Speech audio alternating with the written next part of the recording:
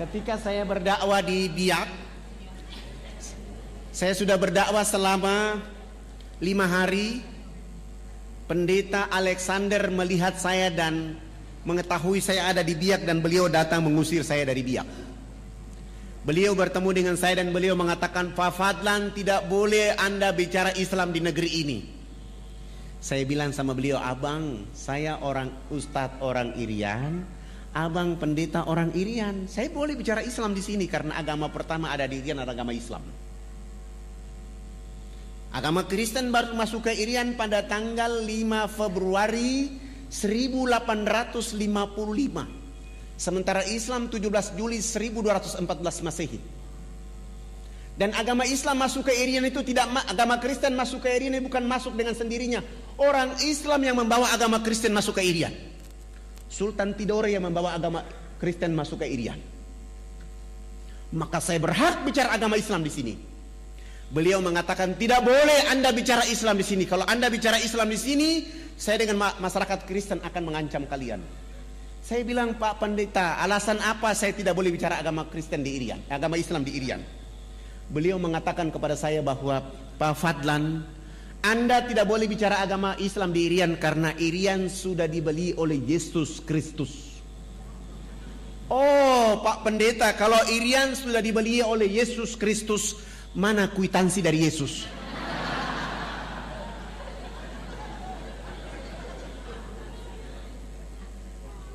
Begitu saya tanya kwitansi, langsung pendeta Alexander dia malu dan dia pergi. Saya tetap berdakwah di Biak selama 3 bulan.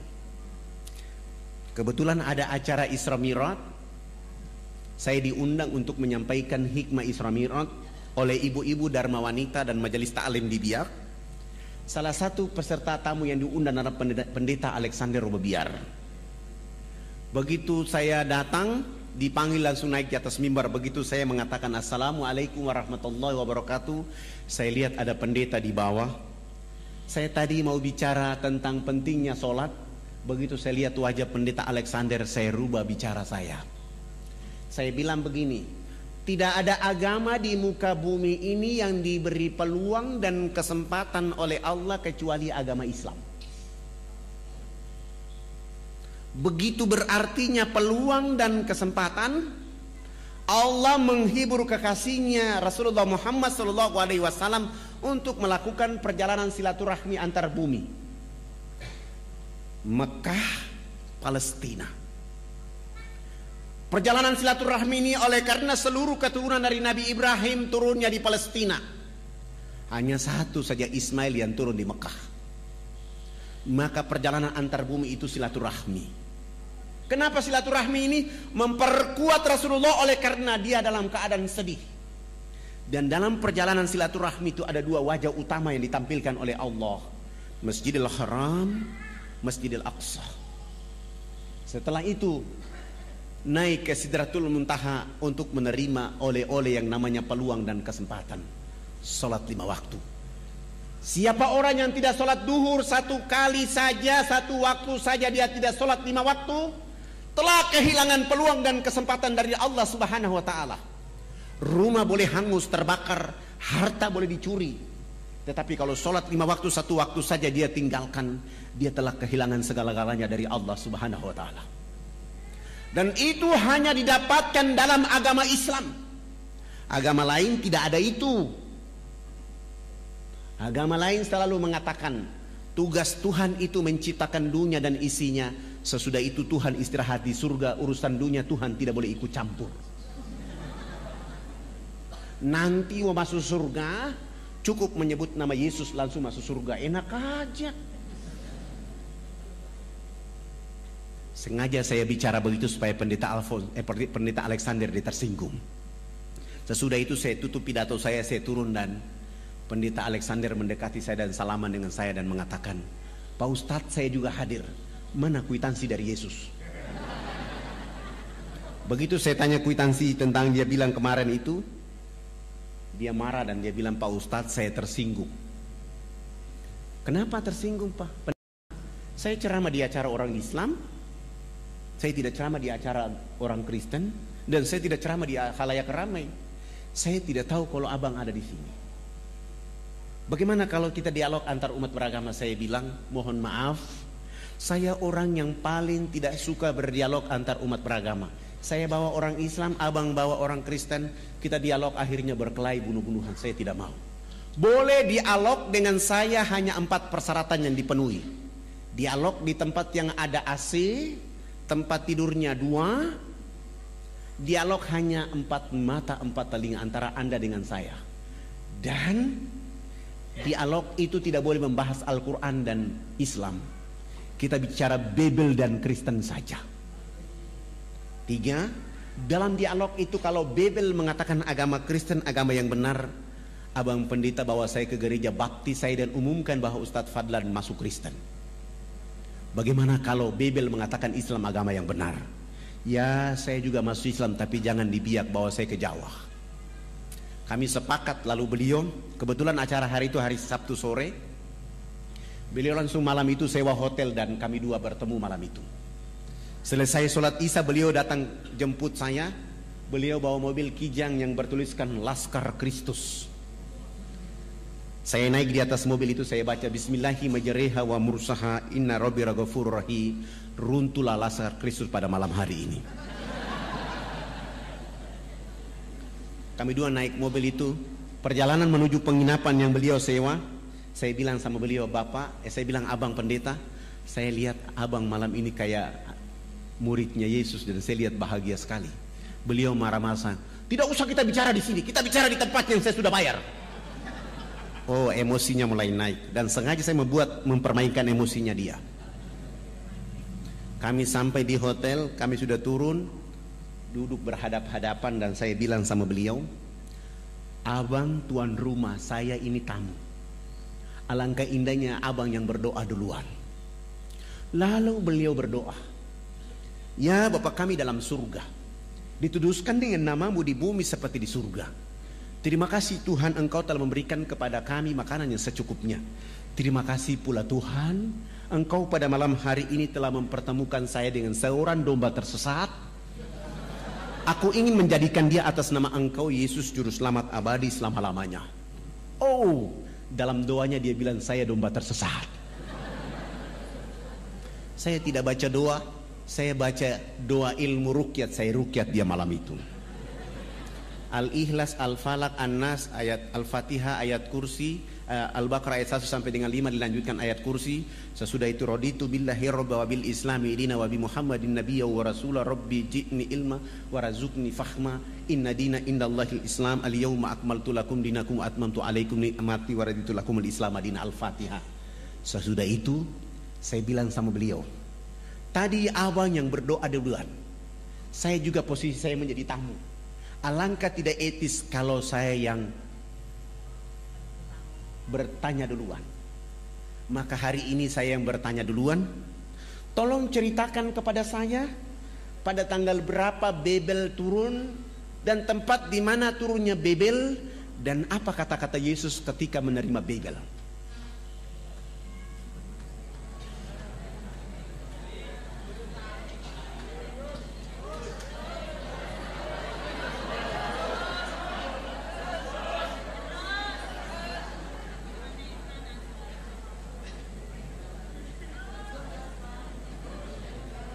Iya, masih ada berapa menit? Waktu kita sampai jam 8.30. Alhamdulillah, saya rukyat selesai, mulai berdoa dan beliau mulai membuka Babel, Paulus, Matius, Yesaya, Markus. Dia tidak menemukan ayat itu dan saya bilang sama beliau, coba bantu saya lihat Yesaya 12 ayat 29. Di situ ada informasi, beliau baca, saya bilang itu kan kitab suci abang, silakan baca, saya ingin mendengar. Akan datang seorang nabi, diajarkan kitab kepadanya dengan kata-kata baca. Nabi itu mengatakan, aku tidak dapat membacanya. Ayat ini sekarang tinggal nomor ayat, isi ayat tidak ada. Cetakan terakhir saya periksa tidak ada isi ayatnya. Supaya abang lebih kuat, tolong lihat Matius 7 ayat 21-23. Yesus akan mengusir orang-orang yang menyebutnya Tuhan. Terbitan baru merubah. Yesus menolak disebut guru yang baik. Begitu beliau baca, beliau bilang, saya bilang sama beliau, bagaimana? Beliau bilang sama saya, Pak Ustadz, ayat ini salah cetak ini. Bagaimana mungkin salah cetak? Yang mencetaknya adalah doktor. Kalau mereka salah cetak berarti Allah menutup hati mereka, menutup mata mereka. Karena Injil 62 sampai hari ini nama ini masih ada. Akhirnya kami tidur. Beliau bilang, udah Pak Ustadz, kita mengantuk dan sebaiknya kita tidur. Sudah jam 2 malam. Akhirnya kami tidur. Saya masuk kamar mandi wudhu. Sesudah itu saya baca doa dan tidur. Ternyata beliau belum tidur. Beliau masih menggunakan satu ilmu untuk menghantam saya, namanya hipnotis. Saya tetap memperhatikan itu dan ayat kursi tetap saja saya baca di saat saya tidur. Alhamdulillah saya yang bangun sholat subuh, dia yang ketiduran.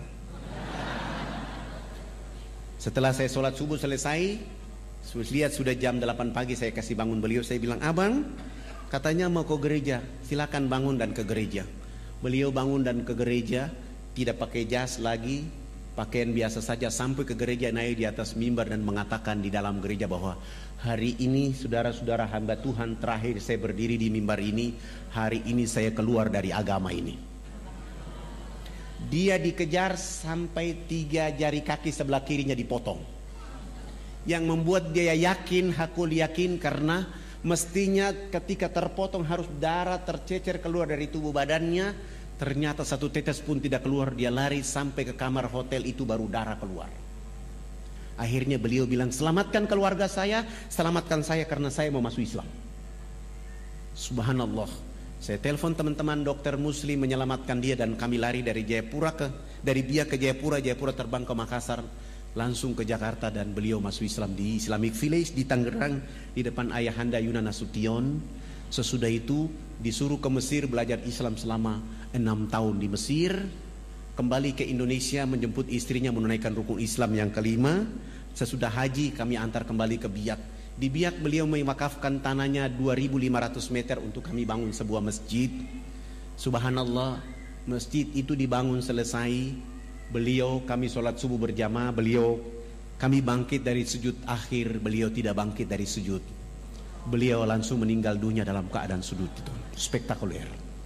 Hari ini anak-anak beliau bersama kami sedang belajar di Sudan khusus untuk hadis Rasulullah, memahami hadis Rasulullah. Yang satu lagi masih ada di Medina, dengan harapan nanti pulang kami akan memperkaya dakwah dengan Islam. Bapak Ibu yang dirahmati oleh Allah Subhanahu wa taala, saya belum masuk ke cerita inti, kita masih di pembukaan.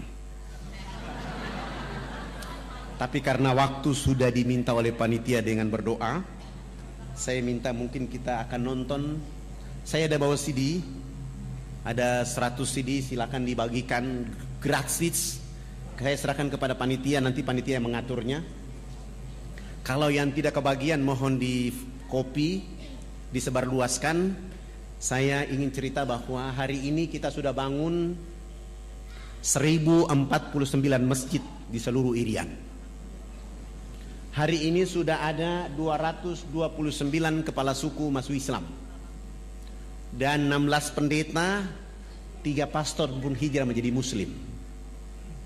Dan kami terus bergerak sehingga 171.000 orang mualaf di Irian, dengan harapan kita akan membuat negeri ini menjadi negeri Muslim terbesar. Dan hari ini yang mayoritas di Irian adalah Muslim. Penduduknya 3.700.000, umat Islam sudah 2.500.000. Dari 2.500.000 itu penduduk Ansor dan Muhajirin bersama-sama. Dan saya mohon doa dari Bapak Ibu. Jangan lupa mendoakan kami, karena selepas dari sini kami akan membangun satu masjid di Jayapura dan di Manokwari. Ada 2 masjid yang akan kami bangun. Masjid itu dengan nama yang sama, Masjid Yesus bin Maryam. Saya akan bangun masjid ini sebagai upaya untuk membuat saudara-saudara kita bertanya, kenapa memberi nama Masjid Yesus bin Maryam? Saya akan menjelaskan kepada mereka tentang Babel Markus. Aku melakukan kehendak Bapakku di surga, Tuhanku dan Tuhanmu Esa. Dan saya sampingnya saya tulis Qul huwallahu ahad, Allahus samad, lam yalid wa lam yulad wa lam yakul lahu kufuwan ahad. Dan saya akan menjelaskan kepada mereka tentang ayat ini supaya mereka akan faham sehingga tidak boleh mereka melakukan sesuatu. Alhamdulillah, walaupun saya sudah ditombak berkali-kali, sudah dipanah berkali-kali, dan sudah terancam mau dibunuh, tapi bagi saya itu adalah kapsul-kapsul untuk terus berdakwah. Bagi saya itu adalah vitamin-vitamin untuk membawa nama Allah dan Rasul kepada orang-orang yang tidak mengerti, sehingga orang akan bangkit mengenal Allah, sehingga mereka akan tunduk memuji Allah Subhanahu wa taala. Saya punya cita-cita, kalau hari ini kita orang Indonesia sudah punya serambi Mekah, maka alangkah tidak layak serambi Madinah ada di Madura. Tidak layak. Serambi Madinah itu paling cocok ada di Nuar. Kenapa? Karena orang yang pertama sholat subuh di tanah air Indonesia bukan orang Kediri, bukan orang Makassar, bukan orang Jakarta, bukan orang Madura, bukan orang Aceh, tapi orang Irian lah yang pertama sholat subuh di tanah air Indonesia. Orang Irian yang pertama sholat Jumat di tanah air Indonesia. Orang Irian yang pertama buka puasa di tanah air Indonesia. Orang Irian yang pertama sholat Idul Fitri, sholat Idul Adha di tanah air Indonesia. 2 jam kemudian baru orang di Kediri.